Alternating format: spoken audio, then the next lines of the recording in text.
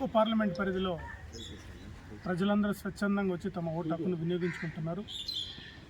CPM party అభ్యర్థిగా నన్ను బలపరుస్తున్న వివిధ రాజకీయ పార్టీలు, ప్రజా సంఘాలందరూ కూడా ప్రజలు స్వచ్ఛందంగా ఓటేయడానికి సహకరిస్తున్నారు. పార్టీ అభిమానులు, పార్టీ కార్యకర్తలు, వ్యక్తిగత స్నేహితులు, కుటుంబ సభ్యులందరూ కూడా సిపిఎం పార్టీ అభ్యర్థిగా నేను పోటీ చేస్తున్నందుకు ప్రోత్సహిస్తూ ఈ ఓటింగ్లో పాల్గొనడం చాలా సంతోషకరమైన విషయం. అయితే ఇప్పటికీ దాదాపు ఒక 30% పోలింగ్ జరిగింది. కానీ పోలింగ్ సంబంధించి నిర్వహించడం, వాటిలో ఎలక్షన్ కమిషన్ ఒక కృషి చాలా బాగుంది.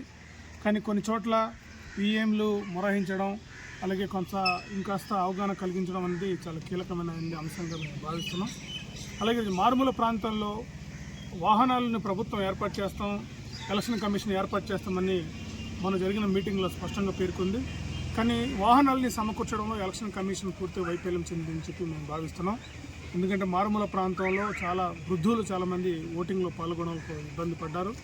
అలాగే ఇంకొన్ని చోట్ల వ్యక్తిగత వాహనాలు అక్కడక్కడ పెట్టుకున్న రకమైన పరిస్థితి కూడా ఆర్థిక భారం అభ్యర్థులపై చాలా తీవ్రంగా పడింది.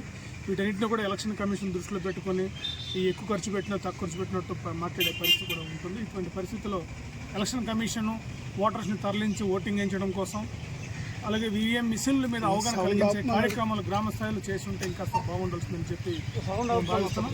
ఇప్పటికీ ఇప్పుడు దాదాపు 1 గంట అయింది, ఇంకా 50% కూడా ఓటింగ్ ఇంకా పూర్తి స్థాయిలో పోల్ కాలేదు. కాబట్టి వాళ్ళు ఎలక్షన్ కమిషన్ గత అనుభవాన్ని దృష్టిలో పెట్టుకొని, ఈ అనుభవాన్ని దృష్టిలో పెట్టుకుని భవిష్యత్తులో అయినా ఒక సమర్థవంతంగా పోలింగ్ నిర్వహించడం కోసం, ప్రజల్ని భాగస్వామ్యం చేయడం కోసం వాహనాలు ఏర్పాటు చేయడం, అలాగే గ్రామాల్లో ప్రచారం, విస్తృతమైన ప్రచారం, కళాజాతులు నిర్వహించడం, ఇవన్నీ చేసి ఉంటే బాగుండాల్సిందని చెప్పి మేము భావిస్తున్నాం. ఎందుకంటే ఏజెన్సీ ప్రాంతం, ఎక్కువ మంది నిరక్షరాస్యులు ఉన్నారు. ఈ ప్రాంతంలో ఆ జాగ్రత్తలు ఒకటి తీసుకుంటే బాగుండాల్సిందనేది మేము భావిస్తున్నాం. ఇది రెండోది ఏంటంటే, ఇది సమయం సంబంధించి చాలా కుదించేశారు. ఇప్పుడు సమయం సంబంధించి 7 గంటల నుంచి సాయంత్రం 4 గంటలకు అని చెప్పి కుదించేశారు. కొన్ని ప్రాంతాల్లో కొన్ని రకమైన ఇబ్బందులు ఉన్నమాట వాస్తవమే.